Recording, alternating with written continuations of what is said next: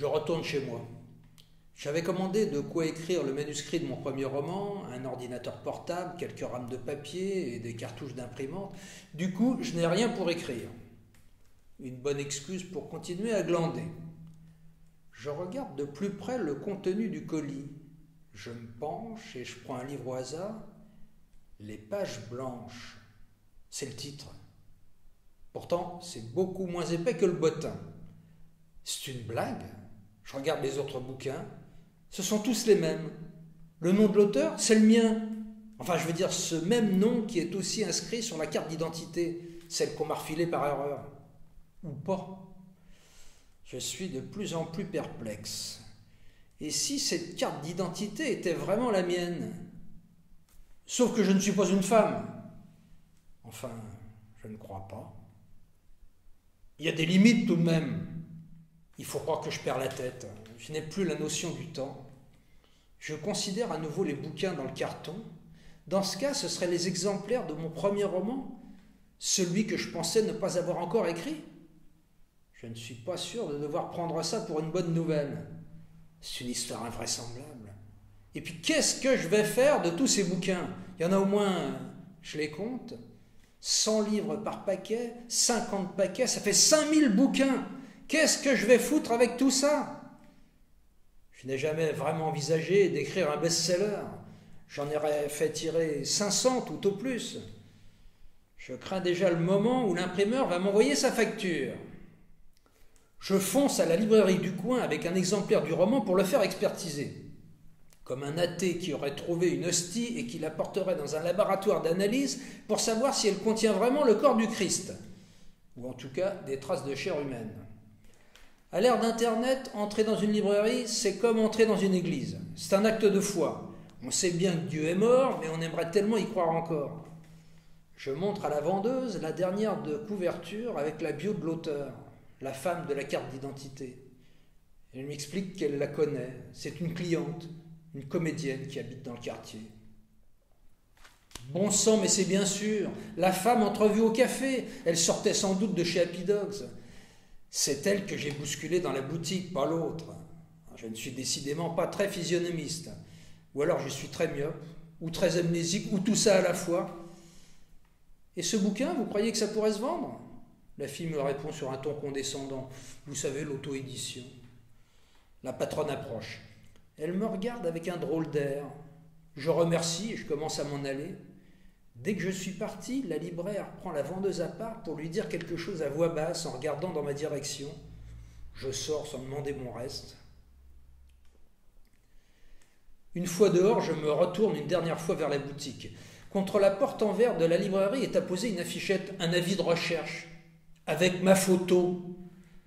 Je ne serai donc pas le seul à la recherche de moi-même. Quelqu'un qui aura trouvé ma carte d'identité et qui veut me la rendre. On fait bien ça pour les chats ou les chiens. Je m'approche et je lis. C'est un portrait robot, celui de l'auteur présumé de l'attentat chez Happy Dogs, un dangereux terroriste, membre du Front de libération des animaux domestiques. Derrière la vitrine, les deux libraires me regardent toujours. L'une d'elles a décroché un téléphone. Je m'éloigne au pas de course.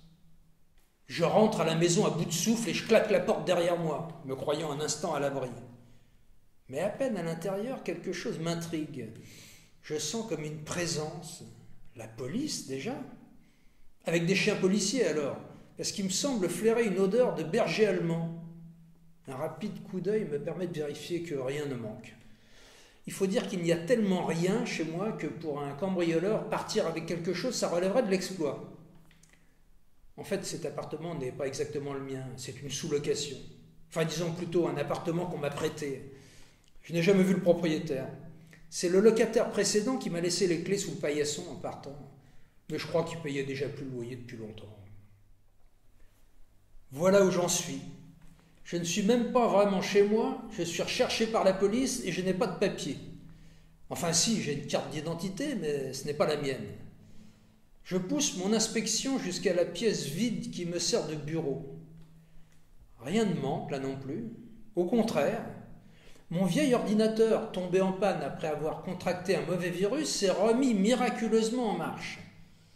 Il est là, sur la planche soutenue par 2 tréteaux qui me fait office de table de travail. L'écran est allumé, un dossier est ouvert, je lis. Il n'y a qu'un titre, les pages blanches. J'ai un mauvais pressentiment. Je retourne dans l'entrée et je prends un livre au hasard. Les pages blanches, c'est bien le titre du roman. J'ouvre le bouquin, toutes les pages sont blanches, comme un bottin dont tous les noms auraient disparu d'un seul coup, ou un livre qui resterait à écrire. Mais qui va le faire ? Les bouquins, c'est déjà pas facile à vendre quand il y a quelque chose d'écrit sur les pages. Je retourne à l'ordinateur et je quitte le dossier qui est ouvert pour vérifier s'il n'en existerait pas un autre sur le bureau avec le texte complet du roman. Sans oublier d'enregistrer celui-là, on ne sait jamais. Mais enregistrer quoi ? À part le titre, il est vide. Tu parles d'un titre à la con, ça risque pas de m'aider beaucoup. C'est là que la comédienne fait son entrée en scène. Pas en chair et en os, non, mais là, sur l'image de fond de mon vieil ordinateur ressuscité d'entre les morts. Son visage s'affiche sur l'écran juste en face de moi, comme dans un miroir, légèrement en relief. On dirait qu'elle va me parler. C'est une image en noir et blanc, un peu floue, une photo surnaturelle et fantastique, dans le genre de celle que j'ai vue chez cette photographe d'outre-tombe et son succube diseuse de mauvaises aventures. Peut-être qu'en plus de poser des bombes pendant la journée, la nuit, dans leur arrière-boutique, ces poupées russes font tourner les ordinateurs. Et ce sont elles qui, à distance, ont fait apparaître chez moi l'hologramme de l'auteur disparu de ce livre qui reste à écrire. Qui est cette femme qui me fait face ? Est-ce son fantôme que j'ai aperçu au café ? Alors elle habiterait chez moi ? Ou bien elle y a habité auparavant ? À moins que ce ne soit moi qui habite chez elle. Je n'ose pas dire qui habite en elle. Est-il possible que ce soit cette femme le véritable auteur de ce roman dont je ne serais moi-même que le narrateur ? Moi qui voulais absolument éviter de donner dans le nouveau roman, c'est réussi. Au moins, je ne suis pas un chien.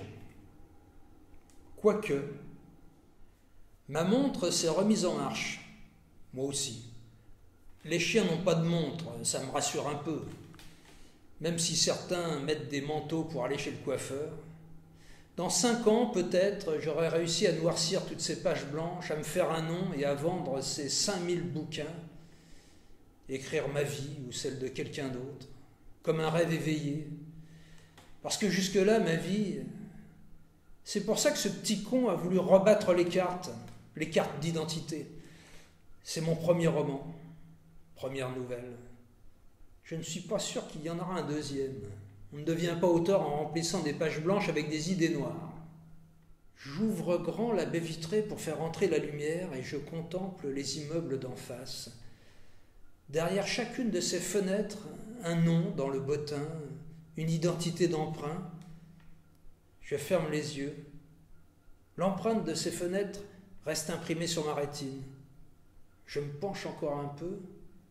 Une sensation fugace. Le sentiment de choir en dedans.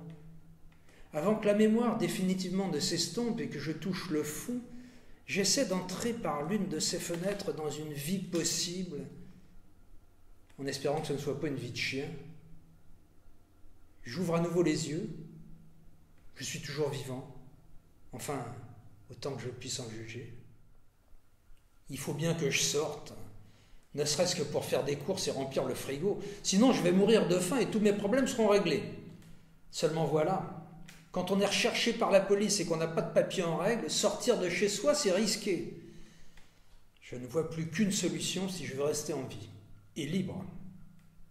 Devenir cette femme. Puisque cette carte ne correspond pas à mon identité, je vais adapter mon identité pour la faire correspondre à cette carte. Ça résoudra 2 problèmes en même temps.